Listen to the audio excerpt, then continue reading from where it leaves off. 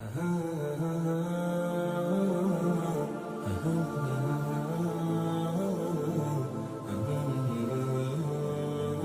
ابراہیم علیہ نبینا علیہ الصلوۃ والسلام سے جب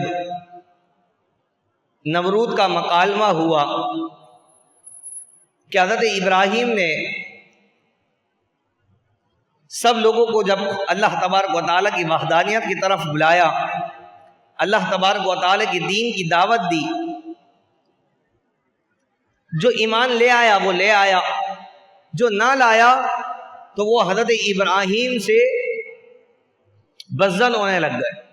حضرت ابراہیم کا چچا تھا جو بت پرست تھا، آپ نے اپنے چچا کو حکم دیا کہ آپ ان بت پرستوں کو چھوڑیں اور اللہ تبارک و تعالیٰ کی توحید پر ایمان لائیں، وحدانیت پر ایمان لائیں، اور اللہ تبارک و تعالیٰ کی جو ہے وہ آپ عبادت کریں۔ لیکن وہ نہ مانا۔ حضرت ابراہیم کا چچا تھا وہ بت بنایا کرتا، جس طرح آج بھی آپ دیکھیں ہندوستان میں لوگ مورتیاں بناتے ہیں، بت بناتے ہیں اور اپنے ہاتھوں سے بنا کے بیچتے ہیں، پھر اسی کی پوجا کر رہے ہوتے ہیں۔ تو اسی طرح وہ آزر ایک مرتبہ حضرت ابراہیم کو اپنے ساتھ لے گیا۔ حضرت ابراہیم نے کیا کیا، ان بتوں کو گندے پانی میں ڈالنا شروع کر دیا، اور گندے پانی میں ڈالتے اور لوگوں کو کہتے اگر تم خریدنا چاہتے ہو تو اس کو خرید لو، نہ یہ نفع دے سکتا ہے نہ یہ تمہیں نقصان پہنچا سکتا ہے، کیونکہ یہ اپنی حفاظت بھی خود نہیں کر سکتا۔ اب جو آزر حضرت ابراہیم کا چچا تھا یہ بڑا غصے میں ہوا، اور اس نے حضرت ابراہیم کو جو ہے وہ شہر بدر کر دیا۔ جب آپ اسلام کی دعوت دیتے دیتے نمرود کے دربار تک پہنچ گئے تو نمرود نے حضرت ابراہیم سے مکالمہ شروع کر دیا۔ تو حضرت ابراہیم نے فرمایا اذ قال ابراہیم ربی الذی یحیی و یمیت۔ حضرت ابراہیم فرماتے کہ میرا رب تو وہ ہے جو زندگی عطا فرماتا ہے اور موت عطا فرماتا ہے۔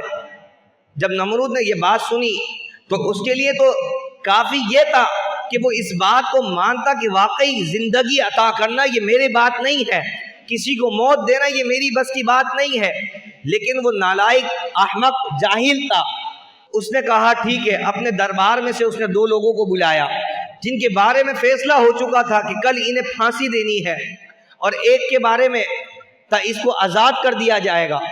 اس نے کہا دیکھو اس کی زندگی ہے، اسے آزاد کیا جائے گا، اسے پھانسی دی جائے گی، لیکن میں تمہیں دکھاتا ہوں۔ جسے پھانسی ہونی تھی اس نے کہا جاؤ میں نے اسے آزاد کیا، اسے میں نے زندگی دی، اور دوسرے کو کہا کہ اسے پھانسی پر لٹکا دو۔ کہا دیکھو تو میں بھی جسے چاہوں وہ زندگی دے سکتا ہوں اور جسے چاہے موت دے سکتا ہوں۔ یہ نمرود کہنے لگا، وہ احمق ہے۔ حقیقت تو بات یہ تھی کہ اللہ تبارک و تعالیٰ نے جو زندگی عطا فرمائی وہ اللہ تبارک و تعالیٰ انسان کو عدم سے وجود میں لے کر آیا۔ ہم پہلے مردہ تھے، ہماری جسم کے اندر روح موجود نہیں تھی، اللہ تبارک و تعالیٰ نے فرشتوں کے ذریعے ہمارے جسم کو بنوایا، ان میں اللہ تبارک و تعالیٰ نے روح کو ڈالا، پھر ہمیں اس دنیا میں بھیجا۔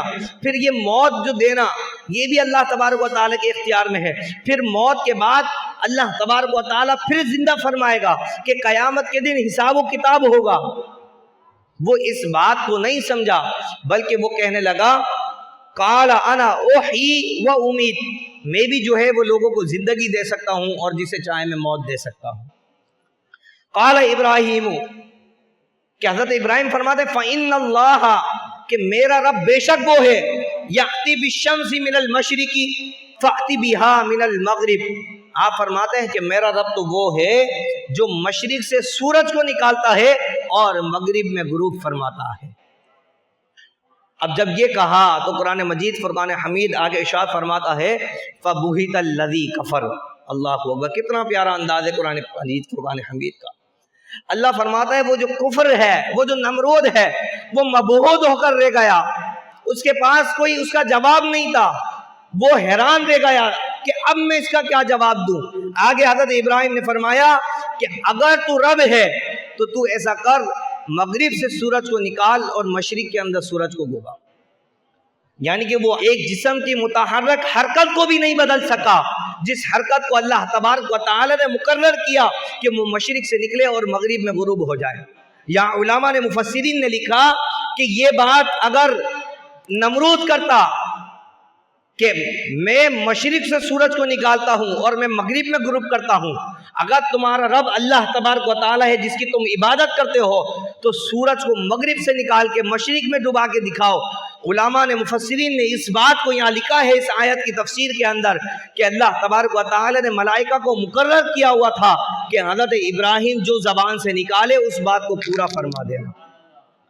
اگر وہ یہ دعویٰ کرتا تو اللہ تبارک و تعالیٰ سورج کو حضرت ابراہیم کے کہنے پر مغرب سے نکال کے مشرق میں بھی غروب کر کے دکھا سکتا تھا، جس طرح اللہ تبارک و تعالیٰ نے حضور کی دعا پہ حضرت علی المرتضیٰ شیر خدا کی جب نماز عصر نکل گئی، آپ نے دعا فرمائی تو اللہ تبارک و تعالیٰ نے ڈوبے ہوئے سورج کو واپس عصر کے مقام پر پہنچا دیا۔ تو یہاں اگر وہ یہ دعویٰ کرتا، لیکن وہ احمق تھا، جب حضرت ابراہیم نے یہ دعویٰ کیا تو اللہ تبارک و تعالیٰ فرماتا ہے فَبُهِتَ الَّذِي كَفَرَ کہ وہ جو کفر ہے وہ مبہوت ہو کر رہ گیا۔